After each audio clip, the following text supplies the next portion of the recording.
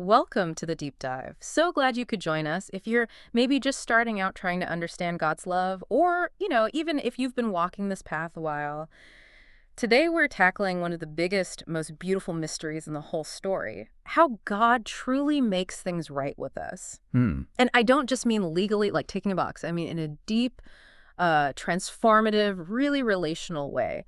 Have you ever wondered how it's really, truly possible to be forgiven, especially for those deep mistakes, the ones that kind of weigh you down? Yeah. That's the core question we're going to dig into. And to help us unpack that mystery, we're drawing on some fantastic insights. We're looking particularly at ideas explored in the Jubilee of Grace, Return and Purification.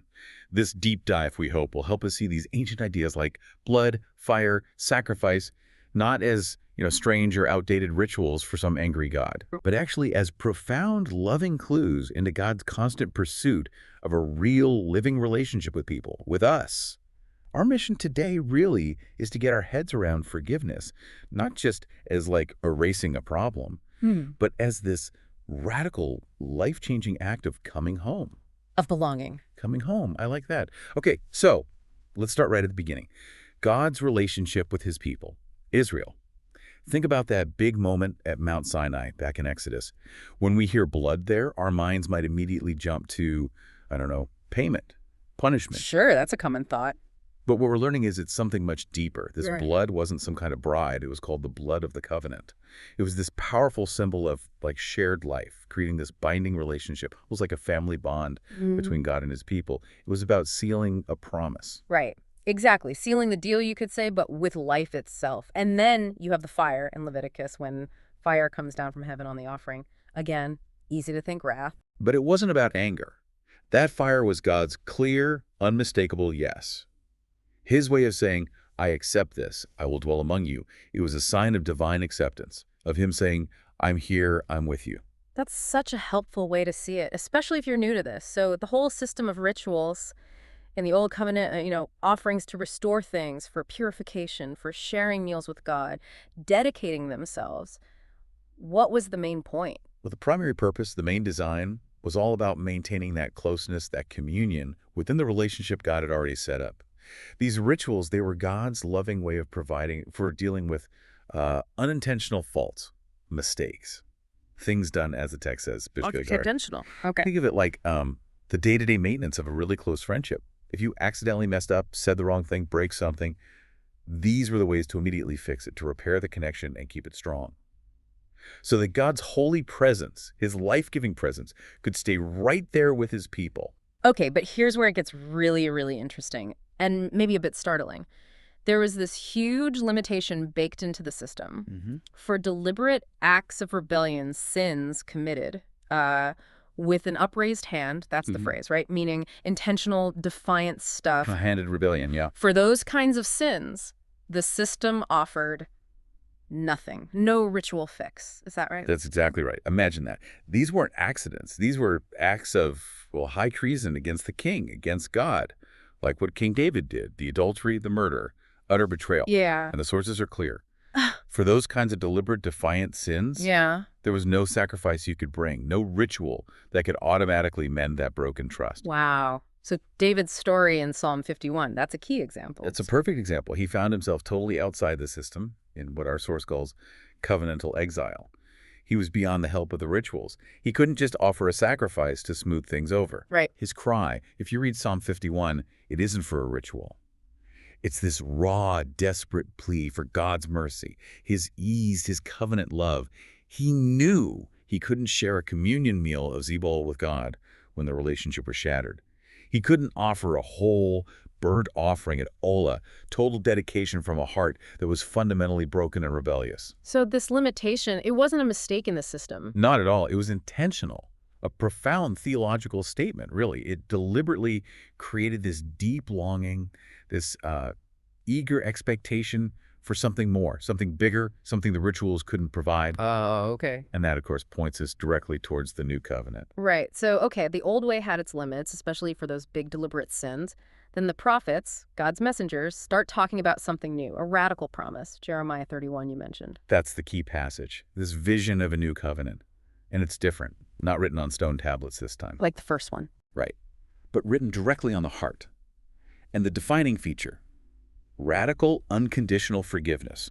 God says, I will forgive their iniquity and remember their sin no more. Remember their sin no more. Exactly. And this promise, it isn't just talking about the little slip-ups, the unintentional stuff the old system could sort of handle. This is about wiping the slate clean for those upraised hand sins, the deliberate betrayals, the stuff that put David in exile. It's a promise of complete removal, a total erasing of that debt. Wow. Okay. So how does this happen? How is this radical forgiveness actually accomplished? Because honestly, it sounds amazing, but almost too good to be true. Yeah, it does feel that way sometimes. But the New Testament is incredibly clear. This forgiveness becomes real through the death of Jesus Christ. Now, it is so important we understand this correctly. Okay. This isn't about God being like some angry pagan God who needs blood to calm him down. That's a total misunderstanding. Right. Not appeasement.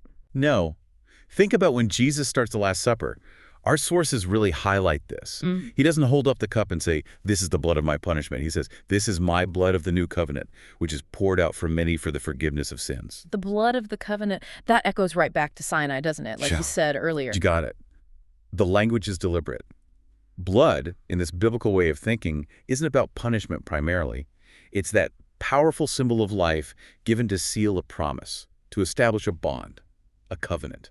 Okay. So Christ's death is understood as the foundational sacrifice, the communion sacrifice, the zebah of this new covenant. It's the solemn life-giving act that sets up this new, unbreakable, eternal relationship between God and us. So forgiveness flows from that relationship. Precisely. Forgiveness isn't about paying off an angry judge. It's the built-in promise, the very definition, you could say, of this new covenant of reconciliation. God, in Christ, commits himself. I will not remember their sins. Not because of some legal calculation, but because of this incredible relationship he's established, founded on the totally faithful, victorious life of his son. Okay, this is huge. To really get the richness of this, especially if you're just trying to wrap your head around it, you mentioned a Greek word, aphesis. Yes, aphesis. It usually gets translated just as forgiveness or remission, but it's so much more than that. It's a really dynamic, powerful word. Understanding it unlocks a lot. How so? Well, in the Septuagint, that's the Greek translation of the Old Testament that Jesus and the apostles knew and used. Right. Aphesis is the specific technical word used for the great year of Jubilee. The year of Jubilee. Remind us what that was. Okay, picture this. Leviticus 25 describes it. Every 50 years, this wave of liberation just swept across Israel. All debts, canceled, gone. People who'd been forced by poverty to sell themselves into servitude, set free. Wow. And maybe most importantly, ancestral land. The family inheritance that had been sold off because of hard times, it was returned to its original family. The Jubilee was this incredible year of release, freedom, debt cancellation, and fundamentally, return, homecoming.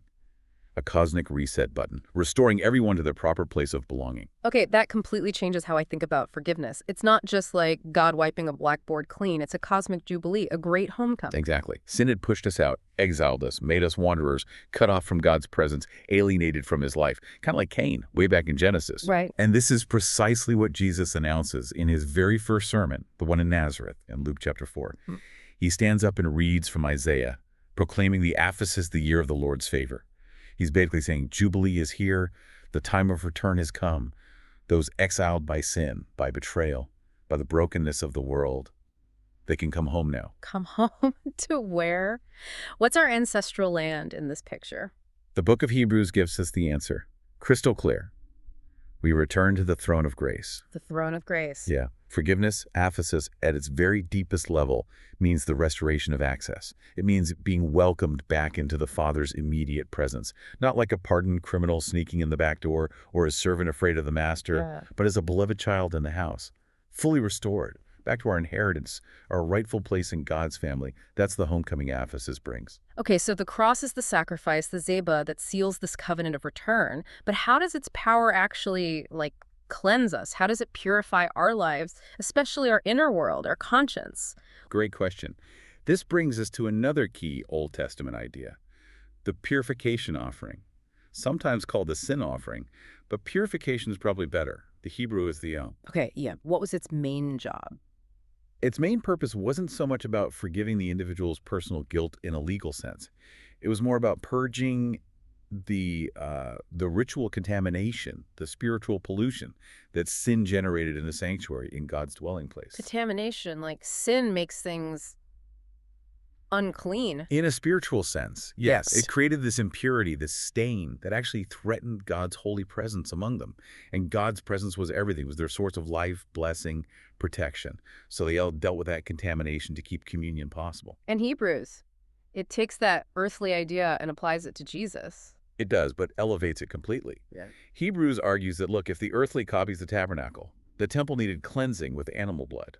Then the heavenly realities themselves needed a far better purification. Heavenly realities. Yeah, the true sanctuary, God's actual presence.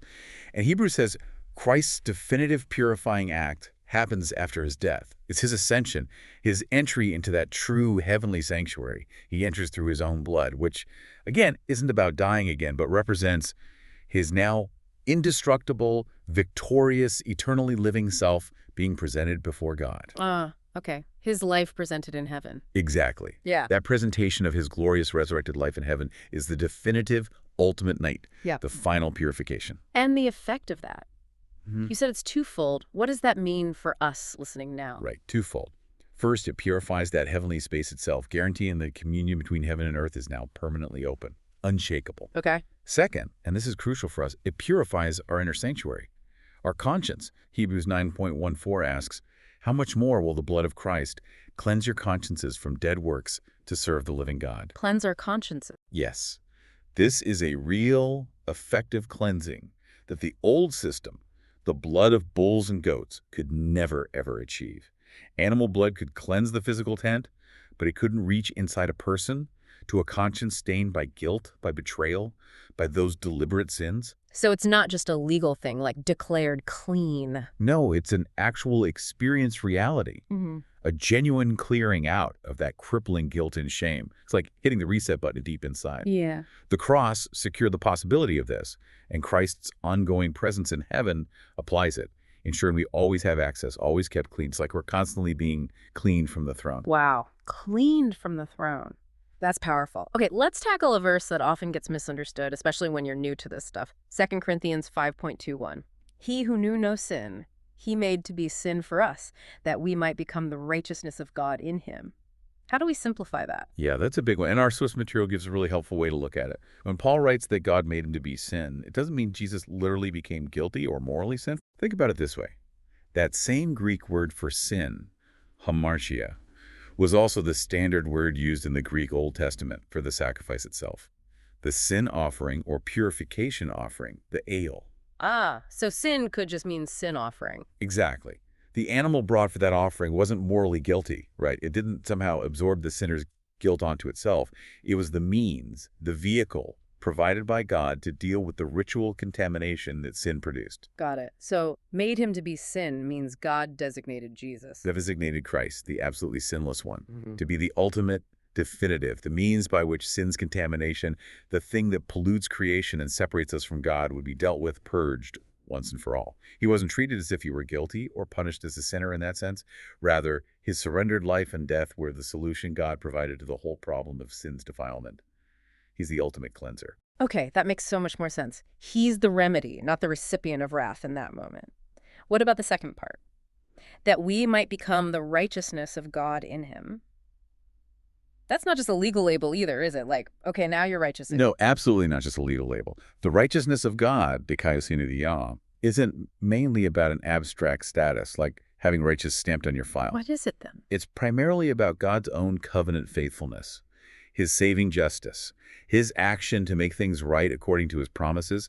Think of Christ's resurrection, his seating at God's right hand, that's God's public declaration, his vindication, showing that Jesus is perfectly righteous and faithful. Okay. So for us to become the righteousness of God means we get incorporated into Christ. We are united with him. We participate in his vindicated, glorious relationship with the Father. It's a vital, living union, like being grafted into a vine. So we are righteous because we're connected to him. Exactly. You are righteous because you are in him, the one who is God's righteousness revealed and active. It's about sharing his status, his life, his relationship with the Father. It's incredibly intimate and real, not just a legal fiction. Wow. Okay, so bringing this all together, What does this mean for you listening right now, especially if you're trying to grasp these huge truths for the first time? This deep dive really shows that forgiveness, atonement, it's not some gloomy courtroom drama with an angry God demanding payment. Not at all. It's unveiled as this magnificent symphony of God's faithful covenant love. It's this incredible story of a God who, even when faced with our worst betrayals, doesn't just scrap the relationship. He makes it infinitely better, infinitely more glorious. Through Jesus. Through Jesus. His death isn't a penalty paid to God, but the life-giving sacrifice from God that seals this new, unbreakable covenant. His blood inaugurates a relationship that can never fail. His ascension, his presence in heaven, acts like that perpetual purification offering, cleansing not just some heavenly space, but our actual consciences, guaranteeing we can always come close to God. And that forgiveness, aphesis, is that Jubilee. Yes, a jubilee of grace. It frees us from the exile sin put us in, cancels the debt we could never pay, and brings us home right into the Father's presence. And our new identity being made the righteousness of God isn't the disguise. It's the amazing gift of actually participating in the life of Christ himself, the beloved Son, sharing his victory and his relationship with the Father. This whole understanding, it just lifts the fear, doesn't it? The fear of judgment. Oh, And it invites us into joy. The joy of being back in communion with God. Because that was the point all along, wasn't it? Not just getting rid of sin, but getting the relationship back, getting us back. Absolutely. And remember, right after the blood sealed the covenant at Sinai, what happened? The elders went up the mountain, the Bible says, and they saw God and ate and drank. They had a meal with God. They had a meal.